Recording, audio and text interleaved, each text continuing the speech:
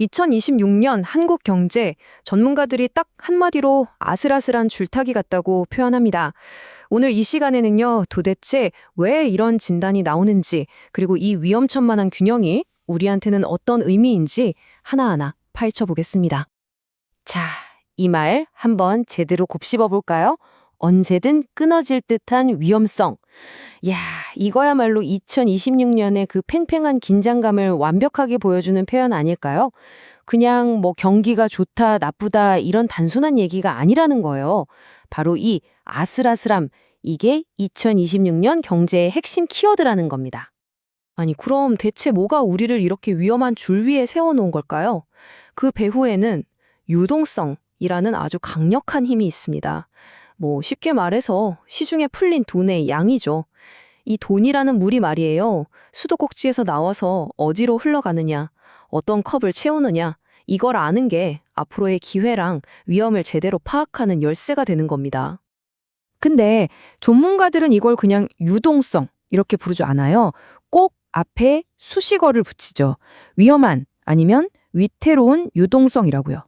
자, 왜 그런지 지금부터 한번 제대로 들여다보겠습니다. 최근 몇 년 경제가 정말 롤러코스터 그 자체였잖아요. 이 타임라인을 보시면 그 흐름이 그냥 한눈에 쫙 들어옵니다. 팬데믹 때 돈을 어마어마하게 풀었던 완화의 시대에서 인플레이션 잡겠다고 급브레이크를 꽉 밟았던 긴축의 시대, 그리고 이제 아주 조심스럽게 방향을 틀고 있는 피벗의 시대로 접어들고 있는 거죠. 바로 이 과정에서 엄청난 괴리가 생겨버렸습니다. 이걸 보시면 딱 감이 오실 거예요.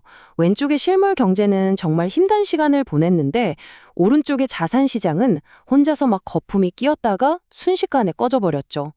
바로 이게 2026년의 불안정성을 만들어낸 배경이라고 할 수 있습니다. 자, 그럼 이 2026년의 유동성이 왜 그렇게 위험하다고 하는 걸까요? 핵심은 이거예요. 이게 경제가 막 튼튼해서 돈이 도는 게 아니라 순전히 정책에 의해서 억지로 돌아가고 있다는 점입니다. 그러니까 뭐 정부 부채 같은 불안정한 요소에 기대고 있는 거죠.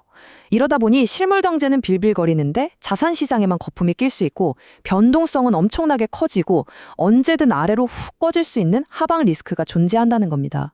말 그대로 중앙은행이 정말 아슬아슬하게 균형을 잡고 있는 형국인 거죠. 그런데 이 위험한 유동성이 만들어내는 더 큰 문제가 있어요. 뭐냐면 이 돈의 흐름이 모두에게 공평하게 가지 않는다는 겁니다. 오히려 정반대죠. 누구는 위로 쭉쭉 올라가고 누구는 아래로 뚝뚝 떨어지는 그런 거대한 분연을 만들어내고 있습니다. 전문가들은 바로 이 현상을 K자형 회복이라고 부릅니다.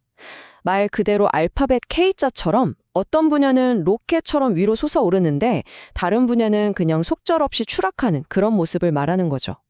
이 표를 보시면 그 K자형 분열의 현실이 더 와닿으실 겁니다. 한쪽에서는 AI나 방산처럼 미래 먹거리로 돈이 막 쏠리면서 그야말로 축제 분위기인데 다른 한쪽에서는 내수 소비에만 의존하거나 혁신에 뒤처진 분야들이 정말 힘겨운 싸움을 하고 있는 거죠. 자, 이제 좀 추상적인 시장 얘기에서 벗어나서요. 우리 발밑, 바로 현실 세계로 한번 들어가 보겠습니다. 우리 일상에 아주 거대한 위기가 지금 다가오고 있는 곳이죠. 바로 주택시장입니다.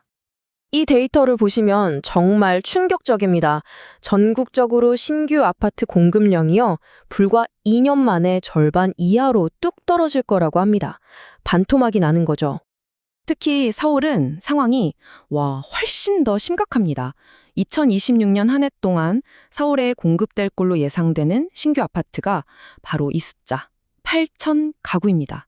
8,000 가구. 1,000만은 인구가 사는 도시에 고작 8,000 가구라니. 앞으로 다가올 공급 절벽의 충격이 어느 정도일지 상상이 가시나요? 이게 뭐 어느 한 가지 이유 때문에 벌어지는 일이 절대 아닙니다. 공사비는 하늘 높은 줄 모르고 치솟고 돈 구하기도 어려워졌죠. 여기에 정치적인 불확실성 때문에 공급 정책은 자꾸 미뤄지고 있고요. 또 전세는 줄고 월세로 바뀌는 시장의 변화, 그리고 얼죽신이라고 하죠. 무조건 신축만 선호하는 현상까지. 그야말로 모든 악재가 한꺼번에 시장을 덮치는 퍼펙트 스톰 같은 상황입니다. 하지만 여러분, 위기만 있는 건 아닙니다. 오히려 기회도 있죠. 원래 주택시장으로 흘러 들어갔어야 할 그 돈의 물줄기가 방향을 틀면서 그 유동성이 완전히 새로운 성장과 투자의 길을 만들어내고 있거든요. 그러니까 자본이 이제 더 이상 안전한 곳에만 머물지 않는다는 뜻이에요. AI처럼 세상을 완전히 뒤바꿀 기술, 또 새로운 디지털 자산, 그리고 팬덤을 기반으로 한 경험 경제 같은 이런 미래 트렌드로 아주 과감하게 모험을 떠나고 있다는 거죠. 자, 그렇다면 이렇게 복잡하고 아슬아슬한 줄타기 상황에서 우리는 어떻게 대비해야 할까요? 다행히 분석 자료들이 생존과 성공을 위한 명확한 3단계 공식을 제시하고 있습니다. 첫째, 균형 잡힌 포트폴리오를 만들어야 합니다. 주식이나 부동산 어느 한쪽에 올인하는 시대는 끝났다는 거죠. 둘째, 미래 테마에 집중해야 합니다. 방금 말씀드린 AI, 디지털 자산, 경험 경제 같은 성장 분야에 계속해서 관심을 가져야 하고요. 마지막 셋째, 리스크 관리를 철저히 해야 합니다. 정책이 갑자기 바뀌거나 지정학적 충격이 왔을 때 변동성에 항상 대비해야 한다는 겁니다. 결국 이건 낙관론이나 비관론의 문제가 아니에요.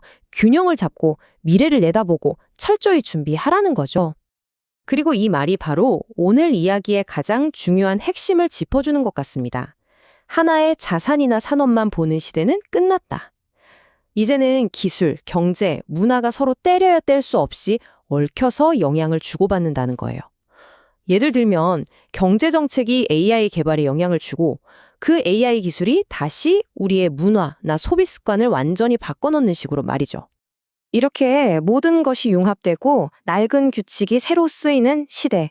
여러분은 2026년이라는 이 아슬아슬한 줄 위에서 과연 어디에 당신의 균형점을 찾으시겠습니까? 이건 단순한 경제 전망을 넘어서 우리 각자의 전략과 선택에 대한 아주 중요한 질문이 될 겁니다.